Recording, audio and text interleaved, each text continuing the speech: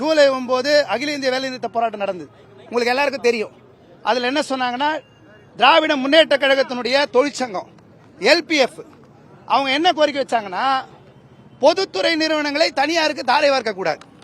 DMK தொழிற்சங்கம் தனியாருக்கு தாரை வார்க்கக்கூடாதுன்னு ஒரு கோரிக்கையை வச்சு ஜூலை 9 அகில இந்திய போராட்டத்தை வேலைநிறுத்த போராட்டத்தில் கலந்துக்கிறாங்க. அப்ப இங்க பொதுத்துறையை தூக்கி தனியார் கூடுறிய ராம்கி நிறுவனம் என்ன சமூக சேவை சேர்த்து வராங்களாங்க. ராம்கி நிறுவனம் வந்து ஆமா ஆமா நாங்க சென்னையை சுத்தம் பண்ண போறோம், மக்கள் மேல ரொம்ப அக்கறை வராங்களா?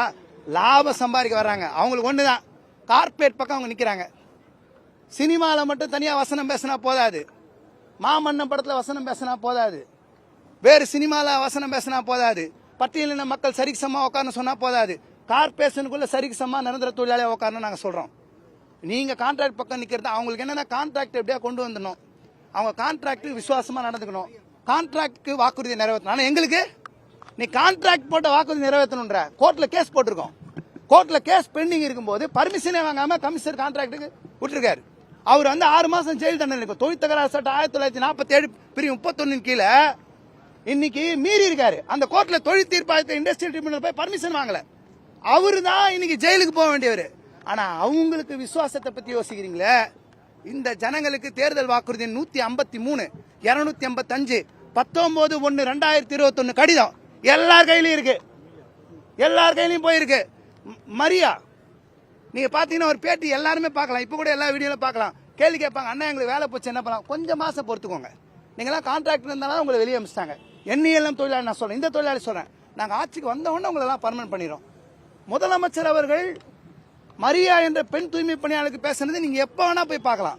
நான் சொல்ல அவர் வாயாலே சொன்னது, கடிதம் கூட சொல்லல. அப்ப அவங்க வாக்குறுதி உங்களுக்கு முக்கியம், ராம்கி கான்ட்ராக்ட் வாக்குறுதி முக்கியம்.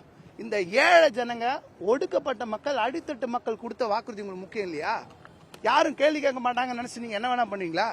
எங்க போராட்டம் தொடரும், நாங்க தொடருவோம், எந்த சொல்லி தொடருவோம். சார் யார் முதலமைச்சர் அவர் எடுத்துட்டு போய் சொன்னாரு பழைய நிலைமையிலே தொடரணும். VCK தலைவர் மரியாதைக்குரிய தொல் திருமாவளவன் MP அவர்கள் அவர் முதலமைச்சர் நேரடியாக போய் பார்த்து இவர்களை 31/7/2025 நிலைமையில பணியில தொடரணும் கேட்டார்.